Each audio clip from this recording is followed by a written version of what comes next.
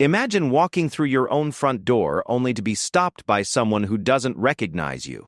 Now imagine that door belongs to Buckingham Palace, and you happen to be the King of England. What sounds like the beginning of a comedy sketch became a very real and tense situation that exposed deep cracks in royal security protocols and raised serious questions about the changing face of the British monarchy.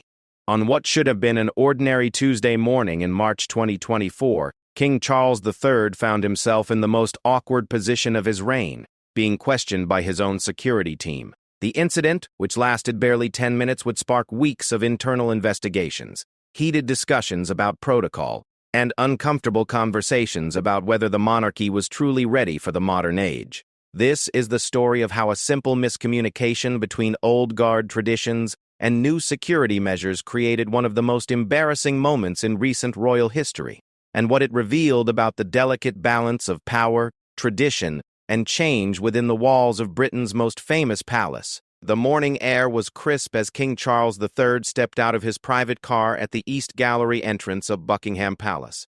It was 7:30 a.m. on March 15, 2024, and the 75-year-old monarch was returning from an unscheduled visit to Clarence House, where he had spent the night reviewing important Commonwealth documents. His usual routine had been disrupted, but such was the nature of royal duties that demanded flexibility even from the most structured of schedules. Charles had dismissed his usual security detail early the previous evening, preferring the quiet solitude of Clarence House for his work. It was a decision that seemed perfectly reasonable at the time.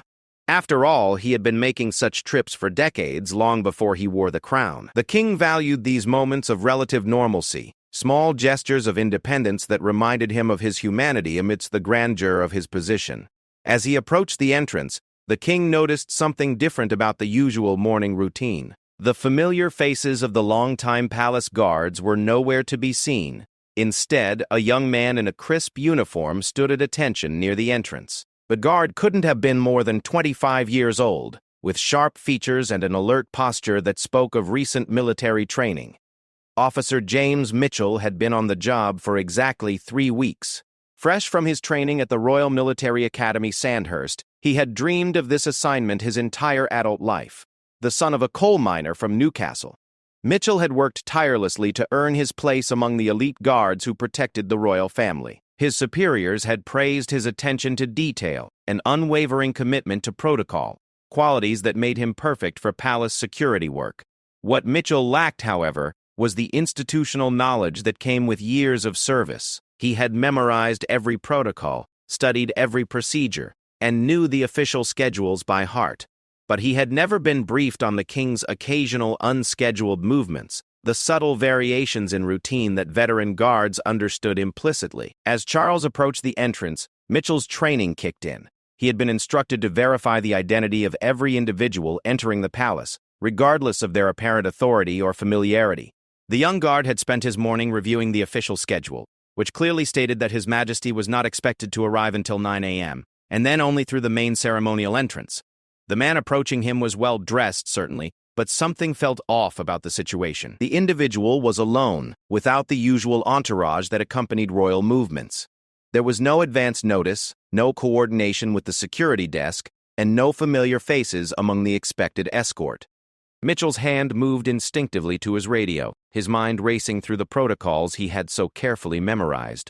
Charles, meanwhile, was lost in thought about the documents he had been reviewing. The Commonwealth nations were facing several complex diplomatic challenges, and he had spent most of the night crafting careful responses that would maintain the delicate balance of modern international relations.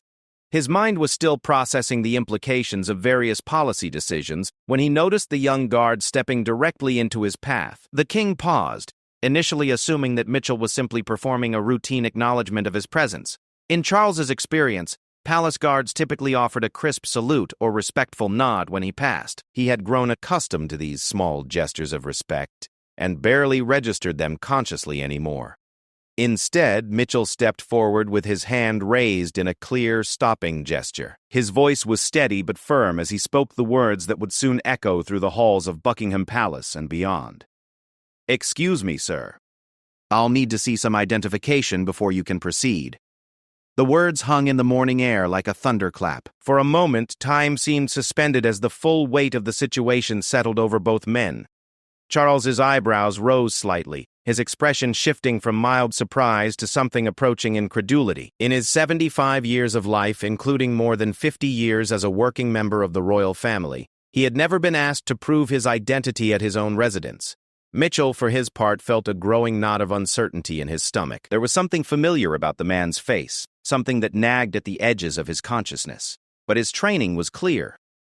When in doubt, verify.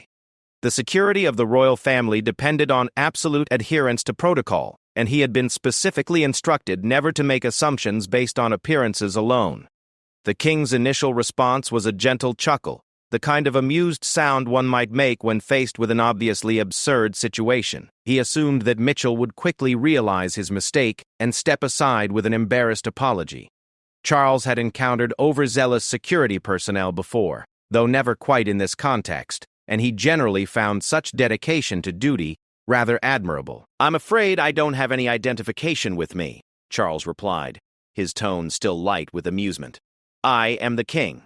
The statement, delivered with quiet dignity and a slight smile, should have ended the matter immediately. In the normal course of events, such a declaration would have prompted immediate recognition, profuse apologies, and a quick return to standard protocol. But these were not normal circumstances, and Mitchell was not operating with normal knowledge. The young guard's expression remained professionally neutral, though internally he was experiencing a moment of genuine confusion. The man before him certainly looked distinguished, and there was an undeniable air of authority about his bearing. But Mitchell had been warned specifically about individuals who might attempt to gain unauthorized access through impersonation or deception.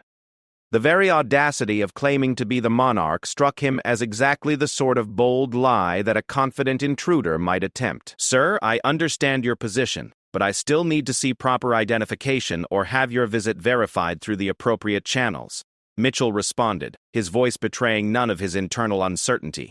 By now, other palace staff members were beginning to take notice of the unusual scene unfolding at the East Gallery entrance. A groundskeeper working nearby had paused his early morning duties to observe the interaction, though he was too far away to hear the specific details of the conversation. Inside the palace, the morning shift was just beginning to stir, with various staff members preparing for what they assumed would be a routine day. Charles found himself in the peculiar position of having to prove his own identity in his own home. The absurdity of the situation was not lost on him, but he could see that the young guard was genuinely attempting to perform his duties conscientiously. The king had always prided himself on understanding the perspectives of those who served the crown, and he recognized that Mitchell was simply following his training. The conversation continued for several more minutes, with both men maintaining their respective positions. Charles attempted to explain his presence, describing his late-night work at Clarence House and his decision to return early for morning meetings. Mitchell listened politely but remained unconvinced, pointing out that no such arrangements appeared on any official schedule and that proper advance notice had not been given. As the standoff continued, other palace personnel began to gather at respectful distances, unsure whether to intervene in what appeared to be an official security matter. The morning shift supervisor, Margaret Thornley, had been working at Buckingham Palace for nearly 30 years and had never encountered a situation quite like this one. She could see that something unusual was happening at the East Gallery entrance, but protocol dictated that she should not interfere with active security procedures without clear justification. The king's demeanor remained remarkably composed throughout the encounter. Those who knew him well would not have been surprised by his patience. Charles had spent his entire adult life dealing with protocol, ceremony, and the sometimes rigid requirements of royal life. He understood better than most that institutions functioned on systems of rules and procedures, even when those systems occasionally produced awkward results. Mitchell, meanwhile, was beginning to experience the first real doubts about his position. The man's calm, dignified response to questioning was not what he would have expected from someone attempting unauthorized entry. Most intruders, when challenged, would either become aggressive or attempt to flee. This individual seemed perfectly willing to engage in the process, even as he maintained his extraordinary claim. The situation reached a turning point when Charles suggested that Mitchell might contact the palace's internal security desk to verify his identity. It was a reasonable compromise that would allow both men to maintain their dignity while resolving the impasse through official channels. Mitchell agreed to this approach, though he insisted that Charles remain where he was while the verification took place. As Mitchell reached for his radio to contact the security desk, the king couldn't help but reflect on the broader implications of this unusual encounter. Here was a young man, clearly dedicated to his duty, who was willing to challenge anyone who failed to follow proper procedures. In one sense, it was exactly the kind of thorough, uncompromising approach to security that the royal family needed in an increasingly complex world. The radio crackled to life as Mitchell established contact with the central security desk. His report was professional and concise. He had encountered an individual claiming to be His Majesty, seeking entry through the East Gallery entrance without proper documentation or advance notice. He requested immediate verification and guidance on proper procedures. The response from the security desk was immediate and unmistakable. There was a moment of stunned silence, followed by a flurry of urgent questions and barely contained panic. Within seconds, it became clear to everyone within earshot that a significant mistake had been made, one that would have far-reaching consequences for palace operations and security protocols. The realization hit Mitchell like a physical blow. As the confirmation came through his radio that he had indeed been questioning the King of England, the young guard felt the blood drain from his face. His carefully maintained professional composure cracked slightly as he processed the magnitude of his error. This was not just a simple mistake, but a breach of protocol so fundamental that it challenged the very foundations of palace operations. Charles observed Mitchell's reaction with a mixture of sympathy and concern. He could see that the young man was genuinely distressed by the situation, and his natural instinct was to provide reassurance. The king stepped forward slightly, his expression softening as he prepared to address what had become a deeply uncomfortable moment for everyone involved. But the damage was already spreading beyond the immediate participants. Word of the incident was beginning to circulate through the palace's internal communication networks, carried by the urgent radio traffic and the visible gathering of concerned staff members. Within minutes, senior officials would be alerted, investigations would be initiated, and questions would be asked about how such a fundamental breakdown in recognition and protocol could have occurred. The morning that had begun with routine expectations was rapidly transforming into one of the most challenging days in recent palace history, with implications that would extend far beyond a simple case of mistaken identity.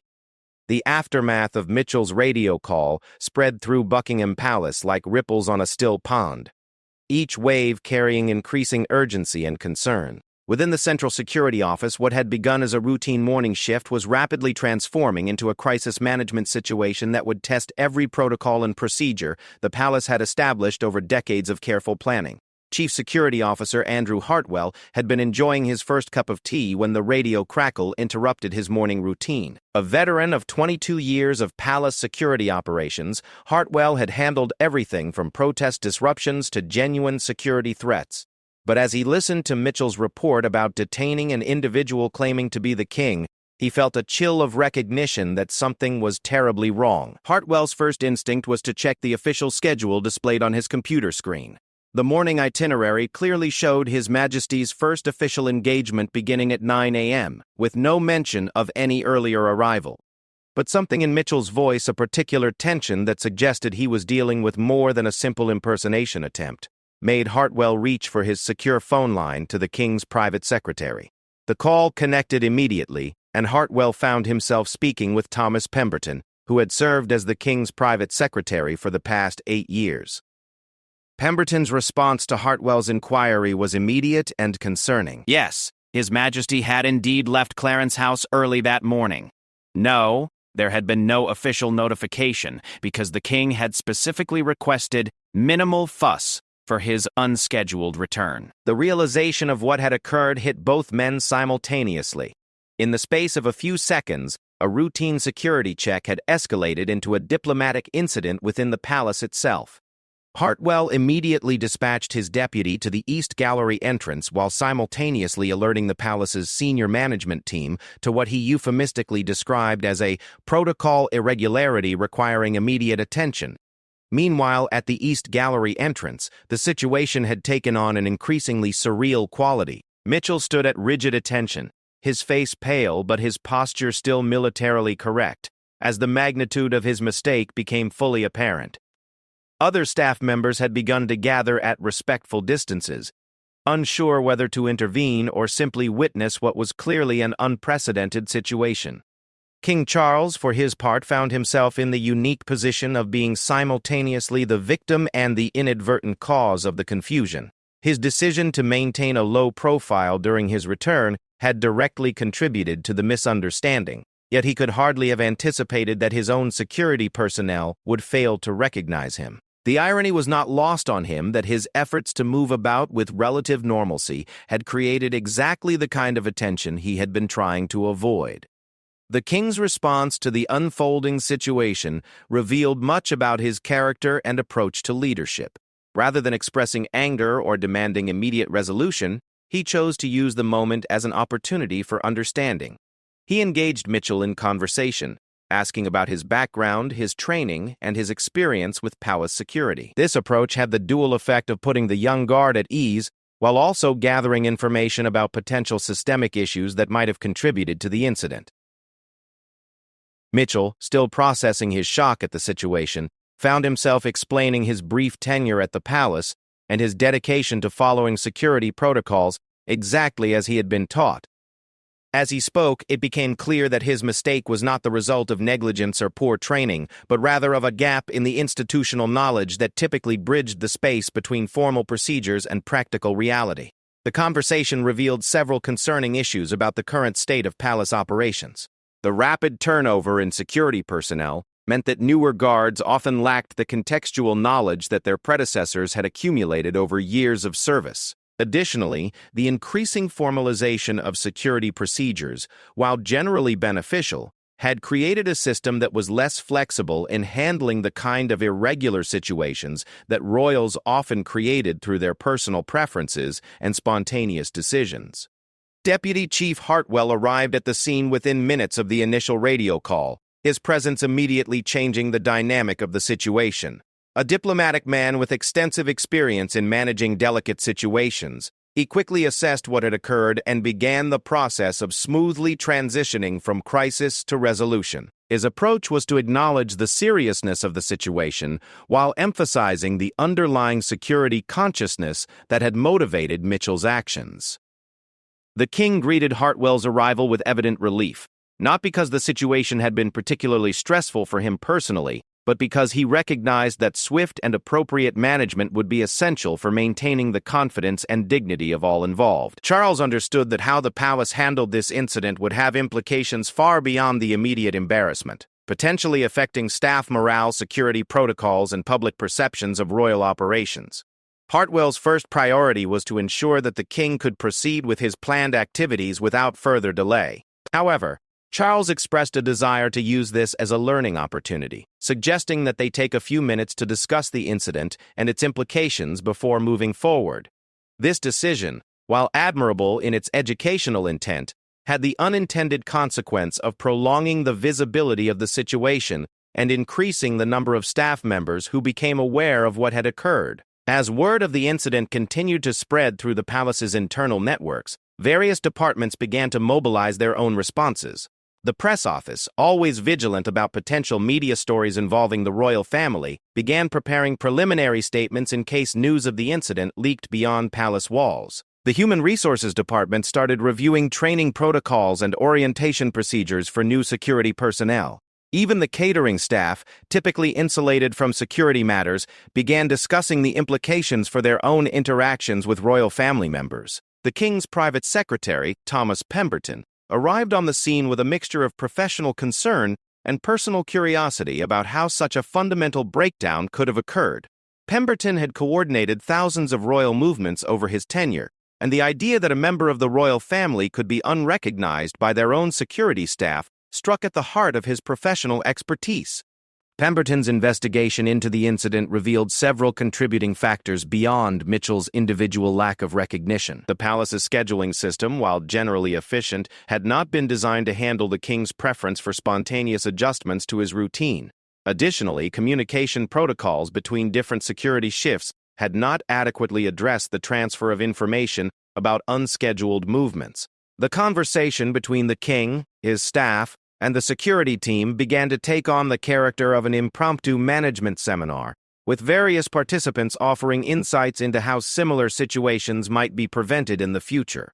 Charles, drawing on his decades of experience with institutional operations, suggested that the incident highlighted the need for better integration between formal procedures and practical flexibility. Mitchell, gradually recovering from his initial shock, found himself participating in a discussion that few security guards would ever experience. The king's willingness to engage with him directly, to understand his perspective and learn from the situation, was both humbling and educational. It became clear that this incident, while embarrassing, was being treated as a systems failure rather than an individual mistake. However, not everyone within the palace hierarchy was viewing the situation with such equanimity. Senior officials who learned about the incident through official channels were deeply concerned about the implications for royal security. The idea that a member of the royal family could be detained by their own security staff raised fundamental questions about the effectiveness of current protocols and training procedures. Lord Chamberlain William Ashworth, responsible for the overall administration of the royal household, received notification of the incident through official channels and immediately recognized its potential for broader implications. Ashworth had spent his entire career managing the delicate balance between tradition and modernity that characterized contemporary royal operations, and he understood that this incident could become a catalyst for more significant changes in how the palace operated.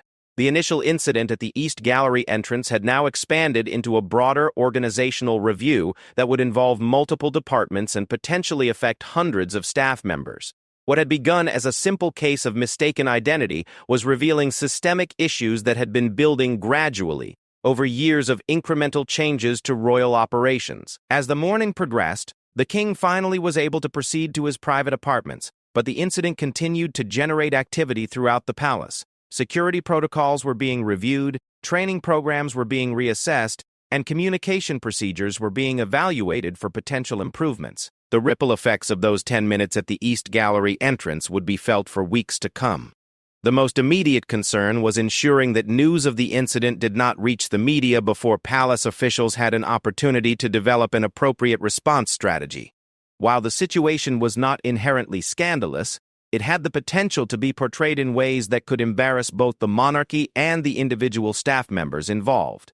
Managing the narrative would require careful coordination between multiple departments and a clear understanding of the broader context in which the incident had occurred. By mid-morning, the palace was operating with the controlled urgency that characterized its response to any situation with potential public relations implications. Meetings were being scheduled, reports were being prepared, and various stakeholders were being briefed on what had occurred and what steps were being taken to address any underlying issues. The king, meanwhile, had moved forward with his planned meetings, though the morning's events had certainly colored his perspective on the day's other activities. He found himself reflecting on the broader challenges of maintaining an ancient institution in a rapidly changing world, and on the human cost of the complex systems required to protect and serve the monarchy in the modern era. The emergency meeting convened in the household conference room at 10:30 a.m. brought together the most senior officials of the royal household, each carrying their own perspective on what had become known internally as the East Gallery incident. The room, typically used for routine administrative discussions, had taken on an atmosphere of crisis management that none of the participants had anticipated when they began their Tuesday morning routines. Lord Chamberlain William Ashworth called the meeting to order with the kind of controlled urgency that had characterized his 23-year tenure managing royal household affairs. Around the polished mahogany table sat Chief Security Officer Hartwell, Private Secretary Pemberton, Deputy Master of the Household Sarah Henderson, and Communications Director Victoria Sterling. Each represented a different aspect of palace operations, and each brought unique concerns about the implications of the morning's events. Ashworth began by establishing the facts as they were currently understood. His Majesty had been detained for approximately 10 minutes by Officer James Mitchell, who had been following standard security protocols for unrecognized individuals attempting to enter palace grounds. The incident had been resolved without any harm to persons or property, but it had exposed what appeared to be significant gaps in current operational procedures. The immediate priority, all agreed, was to conduct a thorough investigation into how such a fundamental breakdown in recognition could have occurred. However, beneath this practical concern lay deeper questions about the changing nature of royal operations and whether current systems were adequate for the realities of modern monarchy. Chief Security Officer Hartwell presented his preliminary findings, which painted a picture of systematic challenges rather than individual failures. Officer Mitchell had been acting according to his training, which emphasized strict adherence to verification procedures regardless of circumstances. The problem was that his training had not adequately prepared him for the informal aspects of royal movement that veteran staff understood instinctively. The security briefing revealed that staff turnover in recent years had accelerated due to various factors including competitive job markets, changing career expectations among younger workers, and the increasing complexity of security requirements.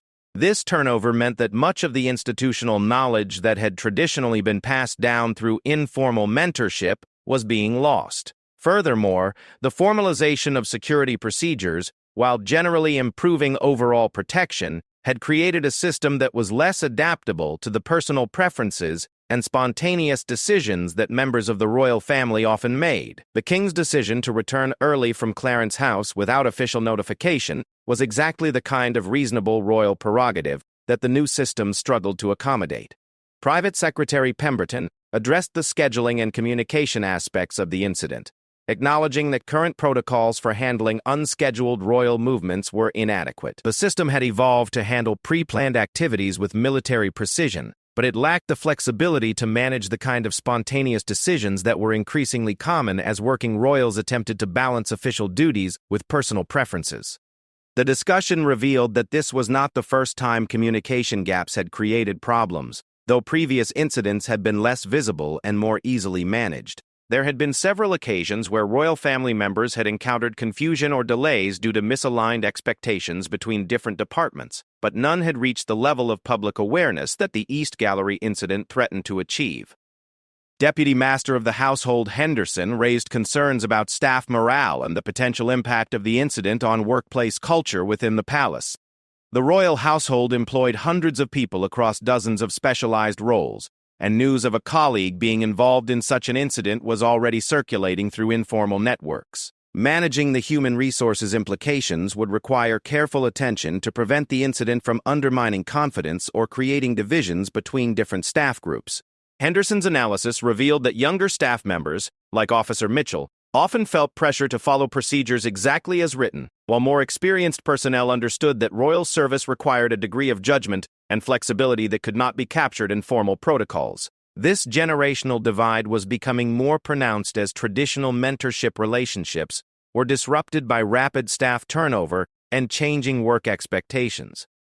Communications Director Sterling presented the most immediately pressing concerns about media management and public relations. While the incident had not yet leaked beyond palace walls, the number of people who were aware of it was growing, and the potential for external disclosure was increasing with each hour. The palace needed to develop a comprehensive communication strategy that would address the incident if it became public, while also managing internal messaging to maintain staff confidence. Sterling's assessment was that the incident, if properly managed, could actually be portrayed as evidence of the palace's commitment to security and the dedication of its staff. Officer Mitchell's actions, while mistaken, demonstrated exactly the kind of vigilance that the public expected from royal protection personnel. The challenge would be framing the story in a way that celebrated this dedication while acknowledging the organizational improvements that were needed. However, Sterling also warned that if the story emerged through unauthorized leaks or media investigation, it could be portrayed very differently. The image of the king being questioned by his own security staff had inherent comedic potential that could overshadow more serious discussions about security effectiveness and staff training. The palace's response strategy would need to account for multiple potential narratives. As the meeting progressed, it became clear that the East Gallery incident was symptomatic of broader challenges facing the monarchy in the 21st century. The institution was caught between competing demands for security and accessibility, tradition and modernization, formal protocol and personal flexibility. These tensions, while not new, were becoming more difficult to manage as external pressures increased and internal systems struggled to adapt. The participants began developing a comprehensive response plan that would address both the immediate crisis and the underlying systemic issues that had contributed to the incident. This plan would need to balance multiple objectives: protecting individual staff members from unfair criticism, improving operational procedures to prevent similar incidents, managing potential media coverage, and maintaining public confidence in royal security arrangements. The investigation component would be led by an independent security consultant who would review all aspects of the incident and provide recommendations for procedural improvements. This approach would demonstrate the palace's commitment to learning from the situation, while also providing credible external validation of any changes that might be implemented. Training and orientation programs would be comprehensively reviewed, with particular attention to bridging the gap between formal procedures and practical realities. This would involve developing new approaches to institutional knowledge transfer and creating more robust support systems for newer staff members. Communication protocols would be updated to better handle unscheduled royal movements and to ensure that all relevant personnel were appropriately informed of schedule changes. This would require new technology systems as well as procedural changes across multiple departments. The meeting also addressed the specific situation of Officer Mitchell, who had become an inadvertent central figure in a much larger organizational challenge. The consensus was that Mitchell should be supported rather than criticized, with his actions being recognized as evidence of his dedication to duty rather than a failure of competence. However, this supportive approach would need to be balanced with the educational opportunity to help him develop the judgment and flexibility that effective royal service required. As the discussion continued, participants found themselves examining fundamental questions about the nature of royal service in the modern era. How could ancient traditions be maintained while adapting to contemporary security requirements? How could the monarchy balance accessibility with protection? How could staff be trained to serve an institution that was simultaneously highly formal and surprisingly personal? These questions had no easy answers, but the East Gallery incident had created an opportunity for reflection and improvement that might not have otherwise occurred. The crisis, while uncomfortable, was forcing the palace to examine assumptions and practices that had evolved gradually over many years without systematic review. Lord Chamberlain Ashworth concluded the meeting by establishing timelines for various aspects of the response plan and assigning specific responsibilities to each department. The investigation would begin immediately, with preliminary findings expected within 1 week. Training program reviews would commence the following Monday, with new protocols to be implemented within 30 days. Communication system improvements would be prioritized for immediate implementation, with full deployment expected within 2 weeks. The meeting adjourned with a sense of controlled urgency and shared commitment to learning from the incident. However, participants also recognized that they were now in a race against time to implement improvements before news of the incident might become public. The next few days would be critical in determining whether the East Gallery incident would become a footnote in palace history or a catalyst for more significant changes in how the monarchy operated in the modern world. As senior officials dispersed to begin implementing the response plan, the palace continued its daily operations with the kind of professional competence that had characterized royal service for generations. However, beneath the surface of routine activities, a comprehensive examination of systems and procedures was beginning that would ultimately affect every aspect of how the royal household functioned in its service to the crown. 3 weeks after the East Gallery incident, the comprehensive review commissioned by Lord Chamberlain Ashworth was nearing completion, and its findings were painting a complex picture of an institution struggling to balance competing demands while maintaining its essential character. The independent security consultant, retired Metropolitan Police Commissioner Sir David Richardson, had spent countless hours interviewing staff, reviewing procedures, and observing daily operations throughout Buckingham Palace. Richardson's preliminary findings, presented in a confidential briefing to senior household officials, revealed that the incident involving Officer Mitchell was merely the most visible manifestation of broader systemic challenges that had been building gradually over several years. The palace, like many traditional institutions, was experiencing the growing pains of adaptation to modern operational requirements, while maintaining its historical character and ceremonial functions. The investigation had uncovered a pattern of minor incidents and near misses that had been individually managed without recognition of their collective significance.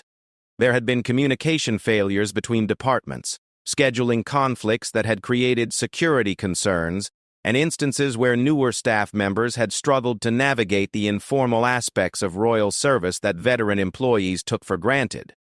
Officer James Mitchell, meanwhile, had become an unexpected focal point for discussions about staff development and institutional culture. Rather than being disciplined or transferred, he had been paired with a senior mentor and given additional training in the nuanced aspects of royal protection. His willingness to acknowledge his mistake while defending the principles that had motivated his actions had impressed his supervisors and colleagues alike. The king himself had taken a personal interest in Mitchell's development, requesting regular updates on his progress, and even arranging for a private meeting to discuss the young officer's perspectives on palace operations. This attention from His Majesty had initially overwhelmed Mitchell, but it had gradually evolved into a valuable learning opportunity that helped him understand the human dimensions of royal service that formal training could not adequately convey. During their conversation, Charles had shared his own experiences of navigating institutional expectations while maintaining personal authenticity. He spoke of the challenges of living within systems that had evolved over centuries while still trying to serve the contemporary needs of the monarchy and the nation. This perspective helped Mitchell understand that the tension between formal protocol and practical flexibility was not a flaw in the system, but an inherent characteristic of royal service. The king's approach to the incident had revealed much about his leadership style and his understanding of institutional management. Rather than viewing Mitchell's actions as a failure to be corrected, he had seen them as an opportunity to examine and improve the systems that supported royal operations. This perspective had influenced the broader palace response and had helped create a culture of learning rather than blame around the incident. The comprehensive review had identified several key areas where improvements were needed. Staff orientation programs were expanded to include more extensive mentorship components, pairing new employees with experienced colleagues who could provide guidance on the informal aspects of royal service. Communication systems were upgraded to better handle schedule changes and unplanned activities. Security protocols were revised to provide more flexibility while maintaining appropriate protection standards. Perhaps most significantly, the review recommended the establishment of regular cross-departmental meetings to improve coordination and information sharing between different areas of palace operations. These meetings would help prevent the kind of communication gaps that had contributed to the East Gallery incident, while also fostering a more collaborative approach to problem-solving. The implementation of these changes had not been without challenges. Some veteran staff members were resistant to modifications of procedures they had followed successfully for decades.